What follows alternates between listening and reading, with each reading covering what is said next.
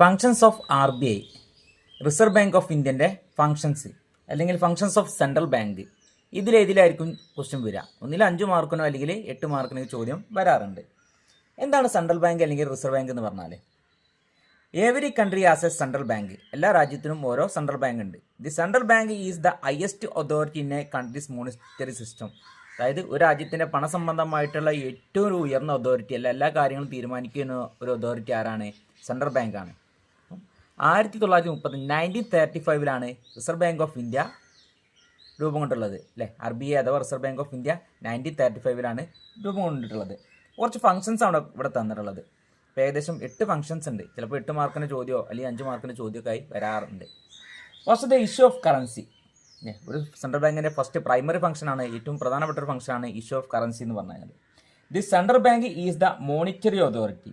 It has the monopoly power of printing and issuing currency notes. അല്ലേ, നോട്ടുകൾ അച്ചടിച്ചിറക്കാനുള്ള അധികാരം ആർക്ക് മാത്രമേ ഉള്ളൂ? റിസർവ് ബാങ്കിന് മാത്രമേ ഉള്ളൂ. ഇഷ്യൂ ഓഫ് കറൻസി, അതായത് നോട്ടുകൾ അച്ചടിച്ചിറക്കാനുള്ള അധികാരം റിസർവ് ബാങ്കിന് മാത്രമേ ഉള്ളൂ. RBI in India prints all the denominations of currency notes except 1 rupee note. 1 രൂപൻ്റെ നോട്ട് ഒഴികെയുള്ള ബാക്കി എല്ലാ നോട്ടുകളും അച്ചടിച്ചിറക്കാനുള്ള അധികാരം ആർക്ക് മാത്രമാണ്? റിസർവ് ബാങ്കിനാണ്. But 1 rupee notes and coins are issued by finance ministry. അല്ലേ, ധനകാര്യ അല്ലെങ്കിൽ ഫിനാൻസ് മിനിസ്ട്രിയാണ് എന്ത് അടിച്ചിറക്കുന്നത്? 1 രൂപയുടെ നോട്ടും കോയിനൊക്കെ അച്ചടിച്ചിറക്കാനുള്ള അധികാരം ഫൈനാൻസ് അതോറിറ്റിക്ക് അല്ലെങ്കിൽ ഫൈനാൻസ് മിനിസ്ട്രിക്കാണെന്നാണ് പറഞ്ഞിട്ടുള്ളത്. ബാക്കിയുള്ള നോട്ടുകൾ മുഴുവൻ അച്ചടിച്ചിറക്കുന്ന ആരാണ്? റിസർവ് ബാങ്ക് ഓഫ് ഇന്ത്യയാണ്.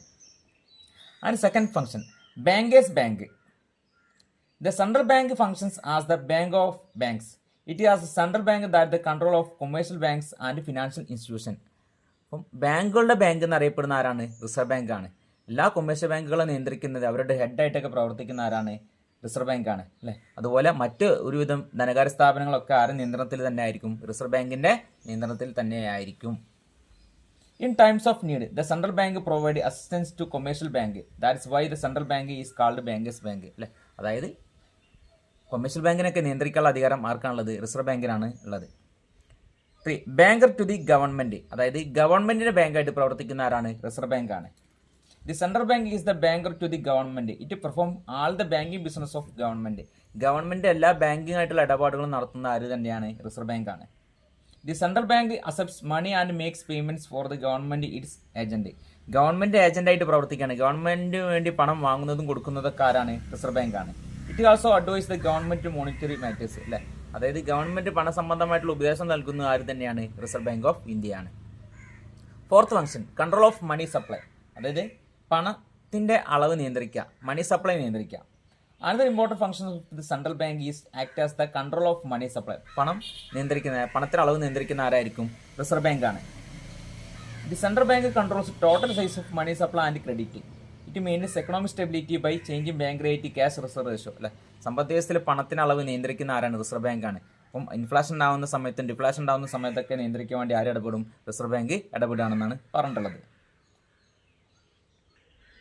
അതായത് ഇൻഫ്ലേഷൻ ഡിഫ്ലേഷൻ ഉണ്ടാകുന്ന സമയത്തൊക്കെ അനുയോജ്യമായിട്ടുള്ള മാറ്റങ്ങൾ വരുത്തും. അല്ലേ, അതായത് ബാങ്ക് റേറ്റിൽ, ക്യാഷ് റിസർവ് റേഷ്യോയിലൊക്കെ അനുകൂലമായിട്ടുള്ള മാറ്റങ്ങൾ വരുത്തിക്കൊണ്ട് നമ്മുടെ സമ്പദ് വ്യവസ്ഥയെ ഒരു സ്റ്റെബിലിറ്റി അല്ലെങ്കിൽ സ്റ്റെബിലൈസ് ആയിട്ട് നിലനിർത്താൻ വേണ്ടി ആര് ശ്രമിക്കും? റിസർവ് ബാങ്ക് ശ്രമിക്കാറുണ്ട്. 5th question, custodian of foreign exchange. The central bank is the custodian of foreign exchange.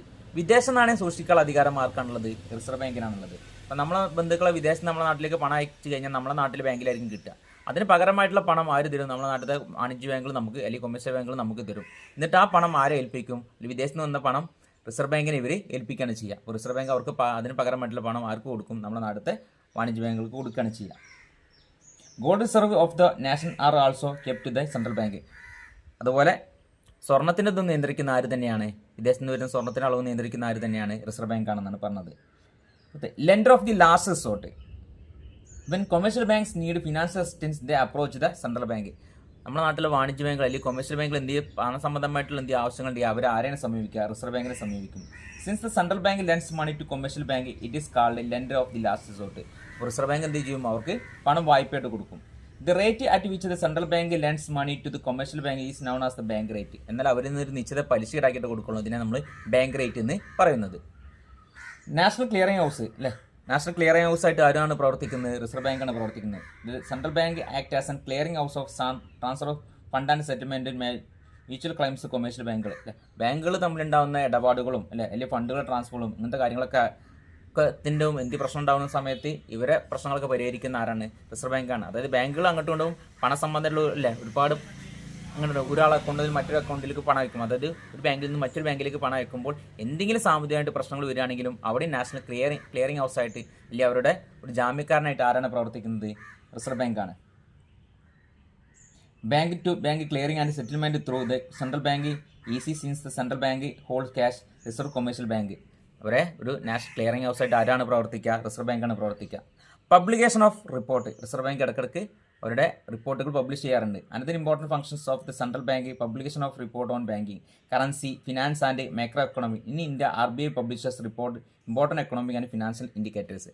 നമ്മുടെ രാജ്യത്തുള്ള RBI ഇടയ്ക്കിടയ്ക്ക് പണസംബന്ധമായിട്ട് അല്ലെങ്കിൽ ഫിനാൻഷ്യൽ പരമായിട്ടുള്ള അല്ലെങ്കിൽ രാജ്യത്തിന് സാമ്പത്തികപരമായിട്ടുള്ള ഇതൊക്കെ ഇങ്ങനെ ഇടയ്ക്കിടയ്ക്ക് പബ്ലിഷ് ചെയ്യാറുണ്ടെന്നാണ് പറഞ്ഞുള്ളത്. അപ്പോൾ ഫംഗ്ഷൻസ് ഓഫ് RBI എക്സാമിന് ആവർത്തിച്ച് ചോദിക്കുന്ന ഒരു ചോദ്യമാണ്. 5 മാർക്കിന് അല്ലെങ്കിൽ 8 മാർക്കിനൊക്കെ ചോദ്യം വരാൻ സാധ്യതയുള്ളതാണ്. അതുപോലെ തന്നെ മറ്റൊരു പ്രധാനപ്പെട്ട ഭാഗമാണ് ഫംഗ്ഷൻസ് ഓഫ് കൊമേഴ്ഷ്യൽ ബാങ്ക്. നമ്മുടെ നാട്ടിൽ ഒരുപാട് വാണിജ്യ ബാങ്കുകളുണ്ട് അല്ലെങ്കിൽ കൊമേഴ്ഷ്യൽ ബാങ്കുകളുണ്ട്.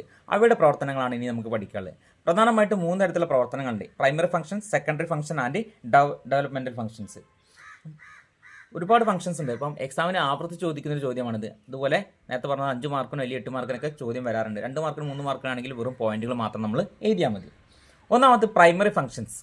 എന്താണ് പ്രൈമറി ഫംഗ്ഷൻസ്? കൊമേഴ്ഷ്യൽ ബാങ്കിൻ്റെ അക്സെപ്റ്റിംഗ് ഡെപ്പോസിറ്റ് സ്വീകരിക്കുക. ജനങ്ങളിൽ നിന്ന് എന്താണ്, ജനങ്ങളും മറ്റും നമ്മൾ കയ്യിൽ പണം ഉണ്ടെങ്കിൽ നമ്മൾ ബാങ്കിൽ കൊണ്ട് നിക്ഷേപിക്കും. അത് സ്വീകരിക്കുന്ന ആരാണ്? ബാങ്കുകളാണ്. Traditional and most important function commercial banks is accepting deposit. ജനങ്ങളിൽ നിന്ന് പണം സ്വീകരിക്കും. Commercial banks usually accept 3 types of deposit. വാണിജ്യ ബാങ്കുകൾ അല്ലെങ്കിൽ കൊമേഴ്ഷ്യൽ ബാങ്കുകൾ പ്രധാനമായിട്ട് 3 തരത്തിലുള്ള ഡെപ്പോസിറ്റുകളാണ് സ്വീകരിക്കുക. ഒന്നാമത് saving deposit, 2 current deposit, 3 fixed deposit. ഇങ്ങനെ 3 തരത്തിലുള്ള ഡെപ്പോസിറ്റുകളാണ് ഇവർ സ്വീകരിക്കുക. Second functions giving credit. ജനങ്ങൾക്ക് വായ്പ കൊടുക്കും. Commercial banks give loans to those who need them on security. ജനങ്ങൾക്ക് വായ്പ കൊടുക്കും. എന്നാലും വെറുതെ കൊടുക്കുമോ? ഇല്ല. പകരം എന്താണ്, ചില സെക്യൂരിറ്റിയുടെ ഇതിലാണ് കൊടുക്കുക. അപ്പോൾ നമ്മുടെ ബാങ്കിലൊക്കെ നമ്മൾ ആധാരം അല്ലെങ്കിൽ പട്ടയം ഇതൊക്കെ പണയം വെക്കുന്ന സമയത്ത് എന്താണ്, അല്ലെങ്കിൽ ഗോൾഡൊക്കെ പണയം വെച്ച് കഴിഞ്ഞാൽ ആ ഒരു ഉപാധിയിലാണ് എന്ത് ചെയ്യുക, ഒരു ലോൺ തരിക. അല്ലാതെ പെട്ടെന്നൊന്നും ലോൺ തരില്ല. Credit is given as cash credit, call loans, overdraft, etc. Loans given cash on the security of material asset, cash credit. Loans which are to be repaid on call, the call loans. Overdraft is another facility given customers. പ്രധാനമായിട്ടും 3 തരത്തിലുള്ള ക്രെഡിറ്റുകളുണ്ട്. ഒന്ന് cash credit ആയിട്ട്, second call loans ആയിട്ട്, മൂന്നാമത്തെ over draft ആയിട്ടൊക്കെ നമുക്ക് ആ ഒരു വായ്പരും ബാങ്കുകൾ നമുക്ക് വായ്പ തരാറുണ്ട്. Third functions discounting bill of exchange. ഒരാളെ കയ്യിൽ ബിൽ ഓഫ് എക്സ്ചേഞ്ച് ഉണ്ടെങ്കിൽ അത് ഡിസ്കൗണ്ട് ചെയ്തിട്ട് എന്താണ് പണം ആർക്ക് കൊടുക്കും? ബാങ്കുകൾ നമുക്ക് തരാണ് ചെയ്യുക. A customer with bill of exchange can in times of need approach a commercial bank for money. The bank will give money after discount the bill of exchange. ആരെങ്കിലും കയ്യിൽ ബിൽ ഓഫ് എക്സ്ചേഞ്ച് ഉണ്ടെങ്കിൽ അത് വാണിജ്യ ബാങ്കിനെ സമീപിച്ചാൽ commercial ബാങ്കിനെ സമീപിച്ച് കഴിഞ്ഞാൽ ഓരോ പണം ഡിസ്കൗണ്ട് ചെയ്തിട്ട് പണം കൊടുക്കുന്നതാണ് പറഞ്ഞിട്ടുള്ളത്. 4 ക്രെഡിറ്റ് ക്രിയേഷൻ. വായ്പ സൃഷ്ടിക്കുക എന്നൊക്കെ പറയാറുണ്ട്. Commercial banks can create credit. A person approaches the bank for a loan. The bank sanctions of loan on proper security. But the loan amount is not given directly to the borrower. Instead, it is deposited in the name of same borrower. ഒരാൾ ബാങ്കിലേക്ക് ചെന്ന് വായ്പ ആവശ്യപ്പെട്ട് കഴിഞ്ഞാൽ അയാൾക്ക് പെട്ടെന്ന് വായ്പയായിട്ട് കൊടുക്കില്ല. പകരം എന്ത് ചെയ്യും? അതൊരു വായ്പയായിട്ട് മാറ്റിയിട്ട് അയാൾക്കൊരു അക്കൗണ്ട് അവിടെ തന്നെ ഉണ്ടാക്കിയിട്ട് അയാൾ അക്കൗണ്ടിലേക്ക് മാറ്റി കൊടുക്കുകയാണ് ചെയ്യുക. ഇതിനാണ് നമ്മൾ ക്രെഡിറ്റ് ക്രിയേഷൻ എന്ന് പറയുന്നത്, അഥവാ വായ്പ സൃഷ്ടിക്കുക എന്ന് പറഞ്ഞാൽ. അടുത്ത investment. After giving loans to banks will still have money left with them. This excess money is invested. Banks are bounded by law to invest a part of their deposit on government approved securities. ഇപ്പോൾ ബാങ്കുകൾ അവർ ജനങ്ങൾക്ക് വായ്പ കൊടുത്തു കഴിഞ്ഞാൽ ബാക്കി അവരുടെ അടുത്ത് ഉണ്ടാകുന്ന പണം എന്ത് ചെയ്യും? റിസർവ് ബാങ്ക് അല്ലെങ്കിൽ ഗവൺമെൻറ്റിൻ്റെ നിർബന്ധപ്രകാരം ഏതെങ്കിലും ആസ്തികളിലേക്ക് അല്ലെ ഏതെങ്കിലും അസറ്റിലേക്ക് നിക്ഷേപിക്കണം എന്നാണ്. അപ്പോൾ നിങ്ങൾ കേട്ടിട്ടുണ്ടാവും CRR SLR കേട്ടിട്ടുണ്ടാവും, cash reserve ratio and statutory liquidity ratio ഒക്കെ. അതുപോലെ ഏതെങ്കിലും സെക്യൂരിറ്റിയിലേക്ക് ഇൻവെസ്റ്റ് ചെയ്യാമെന്നാണ് പറഞ്ഞത്. അടുത്തത് സെക്കൻഡറി ഫംഗ്ഷൻസ്. സെക്കൻഡറി ഫംഗ്ഷനിൽ പ്രധാനമായിട്ട് 2 തരത്തിലുണ്ട്. ഒന്ന് agency function and miscellaneous function. Bank ഒരു ഏജൻ്റായിട്ടും പ്രവർത്തിക്കും, പിന്നെ അതുപോലെ മറ്റുള്ള ചില കാര്യങ്ങളായിട്ടും പ്രവർത്തിക്കുന്നുണ്ട്. ഒന്നാമത്തെ ട്രാൻസ്ഫർ ഓഫ് ഫണ്ട്. ബാങ്കുകൾ എന്താണ് ഫണ്ട് ട്രാൻസ്ഫർ ചെയ്യാൻ വേണ്ടി സഹായിക്കാറുണ്ട്. കളക്ഷൻ ഓഫ് മണി അല്ലേ, on behalf of customers bank collect money through cheque, draft etcetera. ബാങ്കുകൾ എന്ത് ചെയ്യും? ഇപ്പോൾ നമ്മൾ ചെക്കും കാര്യങ്ങളും ഡ്രാഫ്റ്റും കാര്യങ്ങളും ഉണ്ടെങ്കിൽ ബാങ്കിനെ സമീപിച്ച് കഴിഞ്ഞാൽ ബാങ്ക് എന്ത് ചെയ്യും? അതിന് പകരമായിട്ടുള്ള പണം പിരിച്ചെടുത്ത് നമുക്ക് തരികയാണ് ചെയ്യുക. And third is collection of dividend അല്ലേ, അതായത് ഡിവിഡൻഡ് കളക്ട് ചെയ്യും. In behalf of the customers bank collect dividends on shares and interest and debentures and bonds. ഏതിന് ആൾക്കാരുടെ കയ്യിൽ ഷെയറുകളോ ബോണ്ടുകളോ സെക്യൂരിറ്റികളോ ഉണ്ടെങ്കിൽ അത് ബാങ്കിൻ്റെ അടുത്ത് കൊണ്ടെടുത്ത് കഴിഞ്ഞാൽ ബാങ്ക് എന്ത് ചെയ്യും, അത് കളക്ട് ചെയ്തിട്ട് അതിൻ്റെ പണം നൽകുകയാണ് ചെയ്യുക. പേ ബിൽസ്, അതായത് നമുക്ക് ബില്ലടക്കാൻ വേണ്ടി നമ്മളെ സഹായിക്കും. ഇപ്പോൾ നമ്മൾ ഫോണിൻ്റെ ബില്ലടക്കാം, അതുപോലെ എന്താണ് മറ്റുള്ള ഒരുപാട് ബില്ലുകളുണ്ട് അല്ലേ, ഇതൊക്കെ അടക്കാൻ വേണ്ടി ആര് നമ്മളെ സഹായിക്കും, ബാങ്കുകൾ നമ്മളെ സഹായിക്കാറുണ്ട്. അടുത്ത് എക്സിക്യൂട്ടീവ് ബിൽസ് ഇല്ല, മരണപത്ര വ്യവസ്ഥ നടപ്പിലാക്കാന്നൊക്കെ പറയാറുണ്ട്.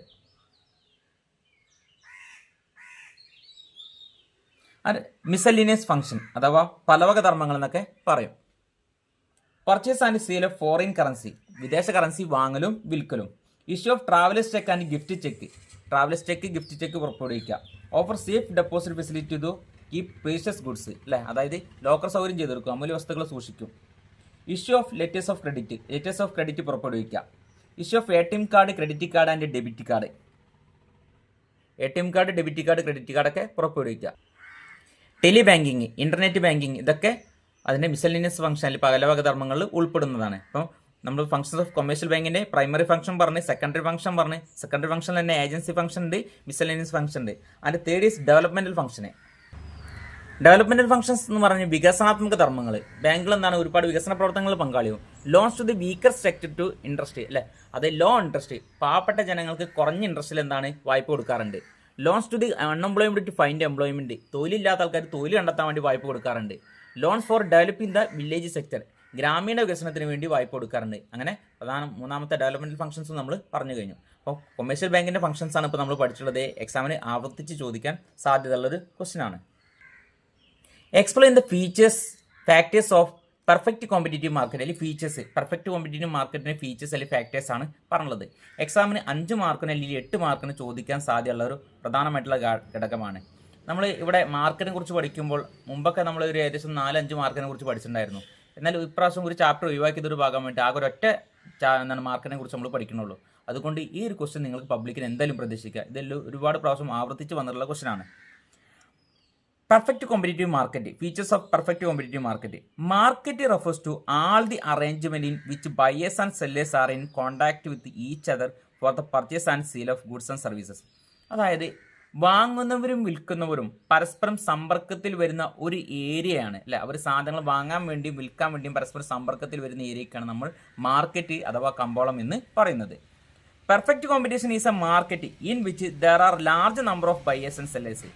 എന്നാൽ പെർഫെക്റ്റ് കോമ്പറ്റീറ്റീവിൽ ഒരുപാട് വാങ്ങുന്ന ആൾക്കാരുണ്ടായിരിക്കും, ഒരുപാട് വിൽക്കുന്ന ആൾക്കാരുണ്ടായിരിക്കും. Buy and sell homogeneous product, അവർ വാങ്ങുകയും വിൽക്കുകയും ചെയ്യുന്ന ഒരേ സ്വഭാവം കാണിക്കുന്ന അല്ലെങ്കിൽ ഒരേ പ്രൊഡക്റ്റുകളാണ്. അപ്പോൾ അവർ ടേസ്റ്റ്, സ്മെല്ല്, കളറ് ഇതൊക്കെ സെയിം ആയിരിക്കും എന്നാണ് പറഞ്ഞത്. It is extreme form of market which rarely exist in practice. എന്നാൽ ഈ ഇന്നത്തെ കാലത്ത് നമുക്കങ്ങനെ കാണാൻ സാധിക്കില്ല. കാരണം നമ്മൾ മാർക്കറ്റിലേക്ക് പോയി കഴിഞ്ഞാൽ വിവിധ തരത്തിലുള്ള പ്രൊഡക്റ്റുകളാണ്. ഇനി ഒരേ സ്വഭാവം കാണിക്കുന്ന പ്രൊഡക്റ്റുകളാണെങ്കിലും അവരുടെ കളറ്, സ്മെല്ല്, ടേസ്റ്റ് ഇതിലൊക്കെ വ്യത്യാസം ഉണ്ടായിരിക്കും. അപ്പം ഇന്നത്തെ കാലത്ത് അപൂർവമായിട്ട് കാണുന്ന ഒരു മാർക്കറ്റാണ് അല്ലെങ്കിൽ ഒരു കമ്പോളമാണ് നമുക്ക് പറയാൻ വേണ്ടി സാധിക്കും. ഇപ്പം എക്സാമിന് ഇതിൻ്റെ ഫീച്ചേഴ്സൊക്കെ ചോദിച്ചു കഴിഞ്ഞാൽ 5 മാർക്ക് 8 മാർക്കാണെങ്കിൽ ആദ്യം ജസ്റ്റ് ഇൻട്രസ്റ്റ് കൊടുക്കുക, എന്നിട്ട് അതൊന്ന് എക്സ്പ്ലെയിൻ ചെയ്യാൻ വേണ്ടി ശ്രമിക്കുക. പിന്നെ നമുക്ക് അതിൻ്റെ ഫീച്ചേഴ്സ് എഴുതുക. ഇതിൻ്റെ ഫീച്ചേഴ്സാണ് പറയാൻ പോകുന്നത്. Large number of buyers and sellers, ഒരുപാട് വാങ്ങുന്ന ആൾക്കാരും വിൽക്കുന്ന ആൾക്കാരും ഉണ്ടായിരിക്കും. ഹോമോജിനസ് പ്രൊഡക്റ്റ്, ഒരേ സ്വഭാവം കാണിക്കുന്ന, നേരത്തെ നമ്മൾ പറഞ്ഞത് ഒരേ ടേസ്റ്റ്, ഒരേ കളർ, ഒരേ smell. Perfect mobility of goods and factors of production, സാധനങ്ങൾക്ക് ചലന സ്വാതന്ത്ര്യം ഉണ്ടായിരിക്കും, ഒരു സ്ഥലത്ത് മറ്റു സ്ഥലത്ത് കൊണ്ടുപോകാൻ സാധിക്കും. Perfect knowledge of market condition, അതായത് ബയ്യർക്കും സെല്ലർക്കും മാർക്കറ്റ് കണ്ടീഷനെ കുറിച്ച് ഒരു ഐഡിയ ഉണ്ടായിരിക്കും. Freedom of entry and exit, എപ്പോൾ വേണമെങ്കിലും ആർക്കും പുതിയ സ്ഥാപനങ്ങൾ ഉണ്ടാക്കുകയും എപ്പോൾ വേണമെങ്കിലും കച്ചവടം നിർത്തി പോവുകയും ചെയ്യാം. ആബ്സൻസ് ഓഫ് ട്രാൻസ്പോർട്ട് കോസ്റ്റ്, ഗതാഗത ചെലവില്ല എന്ന് പറഞ്ഞത്, അതായത് ഒരു സ്ഥലത്ത് മറ്റു സ്ഥലത്ത് കൊണ്ടുപോകുമ്പോൾ വാഹനങ്ങൾ കൊണ്ടുപോകേണ്ടെന്ന് ആവശ്യമില്ല എന്ന് പറഞ്ഞത്. സിംഗിൾ പ്രൈസ്, ഒരേ വിലയായിരിക്കും. Perfect elasticity of demand, perfect elasticity of absence of government control, ഗവൺമെൻറ്റിൻ്റെ നിയന്ത്രണം ഇല്ല. ആബ്സൻസ് ഓഫ് സെല്ലിംഗ് കോസ്റ്റ് അല്ലേ, വിൽപ്പന ചെലവില്ല. വിൽപ്പന ചെലവ് എന്ന് പറഞ്ഞാൽ മനസ്സിലായിട്ടുണ്ടാവും. ഇന്നത്തെ കാലത്ത് ഒരു പ്രൊഡക്റ്റ് ഉൽപ്പാദിപ്പിച്ചാൽ പുതിയൊരു കമ്പനി തുടങ്ങിക്കഴിഞ്ഞാൽ ഒരു പബ്ലിസിറ്റിക്ക് വേണ്ടി എന്ത് ചെയ്യും, കൂടുതലായിട്ട് പരസ്യം കാര്യങ്ങളൊക്കെ കൊടുക്കാറ്, നോട്ടീസൊക്കെ അച്ചടിച്ചിറക്കാണ്ട്. അപ്പം അതിനൊന്നും ഇവിടെ ആവശ്യമില്ല. Buyers and sellers are price takers അല്ലേ, അതായത് വാങ്ങുന്നവരും വിൽക്കുന്നവരും കമ്പോളത്തിൽ എന്ത് വില ഉണ്ടോ അത് സ്വീകരിച്ചിരിക്കണം എന്നാണ് പറഞ്ഞത്. ഒരിക്കലും കച്ചവടക്കാരനോ അല്ലെങ്കിൽ ഉപഭോക്താവിന് കൺസ്യൂമർക്കോ വിലയെ സ്വാധീനിക്കാൻ കഴിയില്ല. അതാണ് buyers and sellers are price takers എന്ന് പറയുന്നത്. അപ്പം എക്സാമിന് ഈ ഒരു ക്വസ്റ്റ്യൻ വന്നു കഴിഞ്ഞാൽ നിങ്ങൾ തീർച്ചയായും ഇത് അറ്റൻഡ് ചെയ്യേണ്ടതായിട്ട് വരും. കാരണം 5 മാർക്കിന് 8 മാർക്കിനൊക്കെ ഇത് ചോദിക്കാൻ സാധ്യതയുണ്ട്. Distinguish price ceiling and price floor with the help of diagram. എക്സാമിന് 5 മാർക്കിന് ഇപ്പോഴും ആവർത്തിച്ച് ചോദിക്കുന്ന ഒരു ചോദ്യമാണിത്. Price ceiling and price floor 3 മാർക്കിനൊക്കെ ആണെങ്കിൽ ഇതിൽ ഏതെങ്കിലും ഒന്നായിരിക്കും ചോദിക്കുക. എന്തായാലും ഇതിന് ചിത്രം കൂടി നിങ്ങൾ മനസ്സിലാക്കി വെക്കണം. അപ്പം പ്രൈസ് സീലിംഗ് അഥവാ വിലപരിധി എന്നും പ്രൈസ് ഫ്ലോർ താങ്ങുവില അല്ലെങ്കിൽ തറവില എന്നൊക്കെ പറയാറുണ്ട്. എന്താണ് ഇപ്പോൾ നമ്മളെ വ്യത്യാസം, അല്ലെങ്കിൽ എന്താണ് പ്രൈസ് സീലിംഗ് എന്ന് പറഞ്ഞാൽ? Price ceiling is the upper limit on the price of goods and services imposed by the government to protect consumers. അതായത് മാർക്കറ്റിൽ എപ്പോഴെങ്കിലും ഉയർന്ന വില ആകുമ്പോൾ, അതായത് ഉപഭോക്താക്കൾക്ക് താങ്ങാൻ കഴിയാത്തൊരു വില ആവുന്ന സമയത്ത് അവരെ സംരക്ഷിക്കാൻ വേണ്ടി, അവരെ പ്രൊട്ടക്റ്റ് ചെയ്യാൻ വേണ്ടി ഗവൺമെൻറ് ഇടപെടും, അല്ലെങ്കിൽ കൺസ്യൂമേഴ്സിനെ പ്രൊട്ടക്റ്റ് ചെയ്യാൻ വേണ്ടി ഗവൺമെൻറ് ഇടപെടും. The price ceiling will always be less than the market price. Price സീലിംഗിൽ ഗവൺമെൻറ് കൊടുക്കുന്ന വില എന്ന് പറഞ്ഞു കഴിഞ്ഞാൽ മാർക്കറ്റ് വിലനേക്കാളും കുറഞ്ഞ വിലയായിരിക്കും. Determine the forces of demand and supply. അതായത് മാർക്കറ്റിലെ ഡിമാൻഡ് സപ്ലൈയും കൂടി തീരുമാനിക്കുന്ന വിലയേക്കാൾ കുറവായിരിക്കും ഗവൺമെൻറ് നൽകുന്ന വില. ഏത് എപ്പോഴെങ്കിലും നിങ്ങൾ ചിന്തിച്ചിട്ടുണ്ടോ അങ്ങനെയുള്ളൊരു വില എവിടെയായിരിക്കും ഉണ്ടാവുക? ഇവിടെ ഗവൺമെൻറ് കൊടുക്കുന്നത് അത്യാവശ്യമായിട്ടുള്ള സാധനങ്ങൾക്കും സേവനങ്ങൾക്കാണ് അല്ലെ. അത്യാവശ്യമുള്ള ഗുഡ്സ് ആൻഡ് സർവീസിന് മാത്രമേ ഗവൺമെൻറ് ഇങ്ങനെ നൽകാറുള്ളൂ. ഇപ്പം നമ്മൾ മാർക്കറ്റ് വില അല്ലെങ്കിൽ കമ്പോള വില, മാർക്കറ്റ് പ്രൈസ് ഒരിക്കലൊന്നും എല്ലാവർക്കും താങ്ങാൻ കഴിയുന്നൊരു വില ആവില്ല. ഇത് വാങ്ങാൻ കഴിയുന്നവരുണ്ടാവും, വാങ്ങാൻ കഴിയാത്തവരുണ്ടാവും. അപ്പോൾ ഈ പാവപ്പെട്ടവരെ അല്ലെങ്കിൽ വാങ്ങാൻ കഴിയാത്തവരെ സംരക്ഷിക്കാൻ വേണ്ടി ഗവൺമെൻറ് എന്ത് ചെയ്യും? കുറഞ്ഞ വിലയ്ക്ക് സാധനങ്ങൾ കൊടുക്കും. ഇപ്പം നിങ്ങൾ APL BPL കേട്ടിട്ടുണ്ടായിരിക്കും, above poverty line, below poverty line. ഇത് കൂടുതലും ബിലോ പോർട്ട് ലൈനിലുള്ള ആളുകൾക്കാണ് ഇത് കൂടുതലായിട്ട് ഈ ആനുകൂല്യം കിട്ടുന്നത്. കാരണം അവർക്ക് ഒരിക്കലും മാർക്കറ്റ് പ്രൈസ് ഒരിക്കലും താങ്ങാൻ കഴിയില്ല. അപ്പം അവർക്ക് അത്യാവശ്യമുള്ള സാധനങ്ങൾ എന്ത് ചെയ്യും? ഗവൺമെൻറ് വില കുറച്ച് കൊടുക്കും.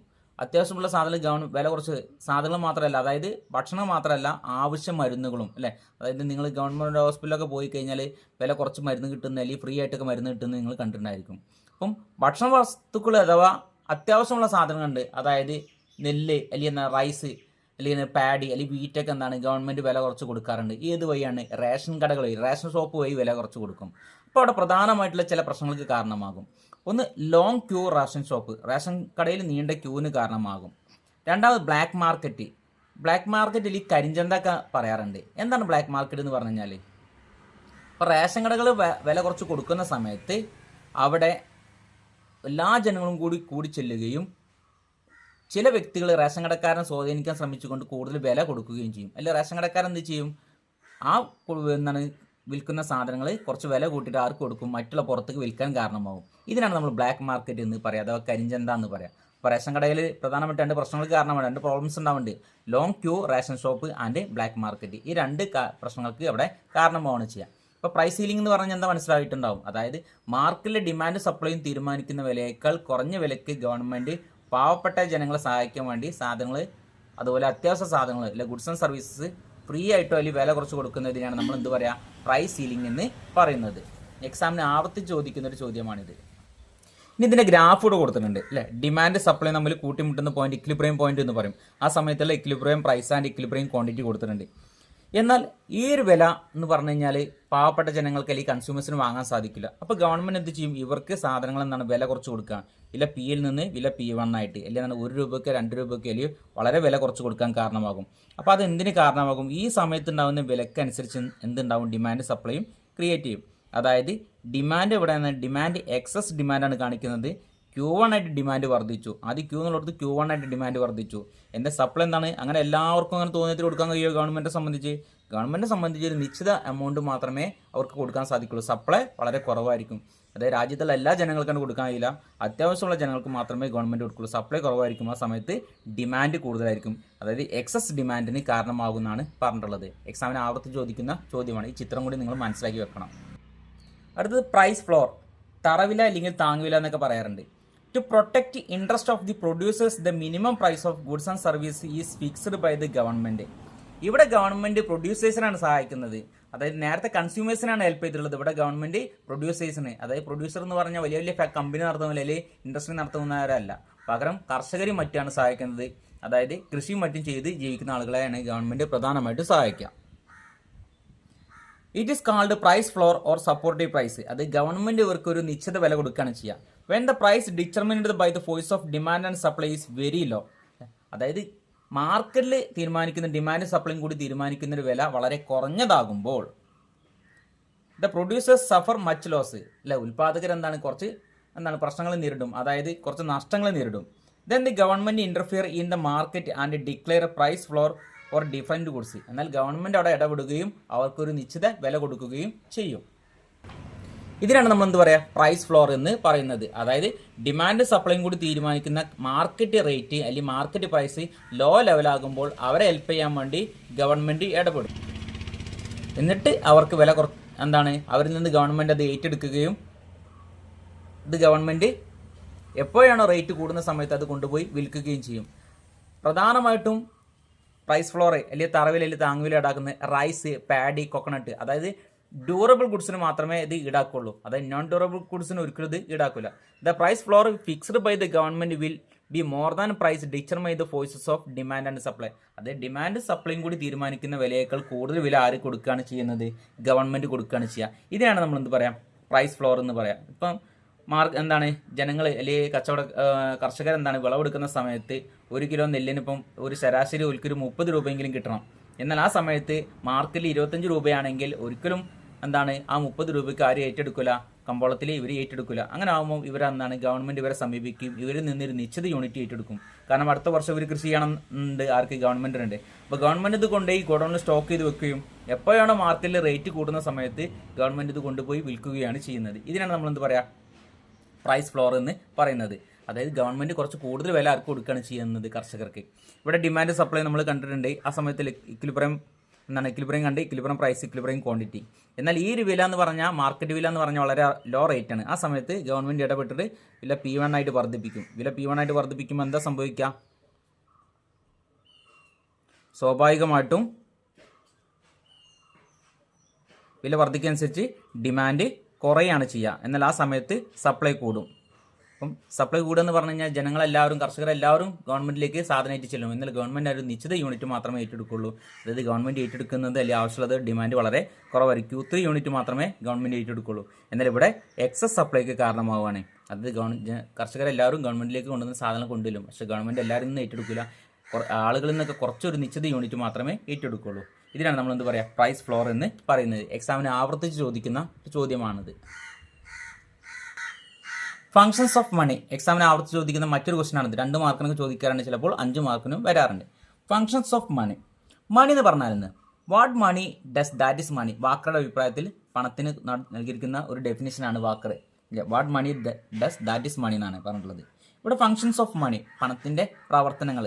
ആ മീഡിയം ഓഫ് എക്സ്ചേഞ്ച്, ഒരു മീഡിയമായിട്ട് നമുക്ക് എന്ത് ഉപയോഗിക്കാം? മണി അല്ലെങ്കിൽ പണത്തെ നമുക്ക് ഉപയോഗിക്കുന്നതാണ്. Money serve as a medium of exchange of goods and services. സാധനങ്ങളും സേവനങ്ങളും വാങ്ങാനുള്ള ഒരു മീഡിയമായിട്ട് ഉപയോഗിക്കാം. When money is the medium of exchange goods for goods become a double exchange. First commodity are exchanged for money, later money is exchanged for commodity. ആദ്യം പണം ഉപയോഗിച്ച് സാധനങ്ങളാക്കുകയും പിന്നീട് സാധനങ്ങൾ ഉപയോഗിച്ച് നമുക്ക് പണമാക്കി മാറ്റുകയും ചെയ്യാം. ഒരു ഉൽപ്പാദകരാണെങ്കിൽ ബിസിനസ് നടത്തുന്ന ആൾക്കാർ അല്ലെങ്കിൽ പ്രൊഡ്യൂസേഴ്സ് കാണുന്നുണ്ടെങ്കിൽ അവരവരുടെ പ്രൊഡക്റ്റ് പണമാക്കി മാറ്റുകയും പിന്നീട് ആ പണം വീണ്ടും സാധനങ്ങളാക്കി മാറ്റുകയൊക്കെ ചെയ്യാറുണ്ട്. Second function is measure of value. നമുക്ക് ഏതൊരു വസ്തുവും നമുക്ക് മണിയിൽ നമുക്ക് മെഷർ ചെയ്യാവുന്നതാണ്. Money is used to measure of the value of goods and service. സാധനങ്ങളും സേവനങ്ങൾക്ക് നമ്മൾ പണത്തിൽ മെഷർ ചെയ്യുകയാണ്. അതുകൊണ്ടാണ് നമ്മൾ മെഷർ ഓഫ് വാല്യൂ പണമായിട്ട് കണക്കാക്കുന്നത്. When the value of goods and service expressed in the form of money it is called price. ഏതൊരു വസ്തുവും നമ്മൾ പണത്തിന് മൂല്യം കണക്കാക്കുകയാണെങ്കിൽ അതിനൊരു വില കൽപ്പിക്കും. നമ്മൾ അതിൻ്റെ സാധനത്തിന് വില എന്ന് പറയുന്നത്. ഒരു പെന്ന് അല്ലെങ്കിൽ ബുക്ക് അല്ലേ, ഏതൊരു വസ്തുവും അല്ലെങ്കിൽ ഡ്രസ്സ് അല്ലെ വാഹനങ്ങൾ എന്തും നമ്മൾ ഒരു നിശ്ചിത വാല്യൂ കണക്കാക്കിയിട്ടുണ്ട്. അതിലേതാണ് നമ്മൾ പണത്തിൽ, അതിന് നമ്മൾ പ്രൈസ് എന്ന് പറയും. A store of value. All goods cannot be preserved a long time. എല്ലാ വസ്തുക്കളും നമുക്ക് കൂടുതൽ കാലം എടുത്തു വെക്കാൻ സാധിക്കില്ല. Some commodities perish the loss of their value. ചില വസ്തുക്കൾ കുറേ ടൈം കഴിയുന്ന ഇതിൻ്റെ വാല്യൂ കുറയും. Therefore we can store the wealth of in the form of money. നമുക്കതിൻ്റെ വാല്യൂ കുറയാതെ എന്തിലേക്ക് മാറ്റി വെക്കാൻ സാധിക്കും? പണത്തിലേക്കും പണമായിട്ട് നമുക്ക് എടുത്തു വെക്കാനും സാധിക്കും. So money become asset. പണം എന്ന് പറഞ്ഞു കഴിഞ്ഞാൽ ഒരു അസറ്റാണ്, അതൊരു ആസ്തിയാണ്. It is also store of value. അല്ല, നമുക്കത് സ്റ്റോർ ചെയ്ത് വെക്കാവുന്നതാണ്, അല്ലെങ്കിൽ സ്റ്റോക്ക് ചെയ്ത് വെക്കാവുന്നതാണ്. അപ്പോൾ നമുക്ക് ഒരുപാട് നമ്മളൊരു ഒരു ഇൻഡസ്ട്രി നടത്തുന്ന ആൾക്കാരാണെങ്കിൽ അല്ലെങ്കിൽ നമ്മളൊരു കർഷകരാണെന്നൊക്കെ വിചാരിച്ച് നോക്കുക. ആ സമയത്ത് നമ്മൾ ഉൽപ്പാദിപ്പിച്ച സാധനങ്ങൾ കൊണ്ടുപോയി നമുക്ക് ഫുൾ സ്റ്റോക്ക് ചെയ്ത് വെക്കാൻ സാധിക്കില്ല. നേരെ മറിച്ച് അത് വിറ്റിട്ട് ആ പണം നമുക്ക് വേണമെങ്കിൽ സ്റ്റോർ ചെയ്ത് വെക്കാൻ വേണ്ടി സാധിക്കും. A standard of deferred payment. Money facility lending and borrowing. അല്ലേ, നമ്മൾ പണം കടം കൊടുക്കുകയും കടം വാങ്ങുകയും ചെയ്യാറുണ്ട്. When the borrowed money is returned അല്ല, വാങ്ങിയത് പൈസ നമ്മൾ തിരിച്ചു കൊടുക്കേണ്ടതായിട്ട് വരും. Pay back is possible without losing its value. എന്നാൽ അതിൻ്റെ വാല്യൂ കുറയാതെ നമുക്ക് കൊടുക്കണം. In the barter system barter സിസ്റ്റത്തിൽ നമുക്ക് എന്താണ് അതിൻ്റെ വാല്യൂ ഒരിക്കലും കൂട്ടി കൊടുക്കാൻ വേണ്ടി നമുക്ക് സാധിക്കില്ല. അങ്ങനെ ആണെന്നുണ്ടെങ്കിൽ ഇന്നത്തെ സമയത്ത് പണത്തിലാണ് നമ്മൾ കൈകാര്യം ചെയ്യുന്നതെങ്കിൽ അതിന് നമുക്ക് ഒരു നിശ്ചിത ഇൻട്രസ്റ്റ് ഈടാക്കാവുന്നതാണ്. ഒരാൾക്ക് നമ്മൾ പണം കടം കൊടുത്തു കഴിഞ്ഞാൽ അതിന് ഇൻട്രസ്റ്റ് വാങ്ങാൻ വേണ്ടി സാധിക്കും. നമ്മൾ വാങ്ങിയ പൈസക്ക് എന്നാൽ തിരിച്ച് ഇൻട്രസ്റ്റ് അടക്കം നമുക്ക് കൊടുക്കാം. അപ്പോൾ അതിന് വാല്യൂ കുറയാതെ നമുക്ക് സംരക്ഷിക്കാൻ വേണ്ടി സൂക്ഷിക്കാൻ വേണ്ടി സാധിക്കും.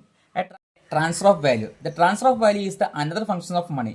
Goods or wealth of or a person can be transferred to another in the form of money. നമുക്ക് സ്വത്തോ അല്ലെങ്കിൽ സമ്പത്തോ ഒരു സ്ഥലങ്ങളിൽ നിന്ന് മറ്റു സ്ഥലങ്ങളിലേക്ക്, ഒരാളുടെ പേരിൽ നിന്ന് മറ്റൊരാളുടെ പേരിലേക്കൊക്കെ നമുക്ക് മാറ്റാൻ വേണ്ടി സാധിക്കും.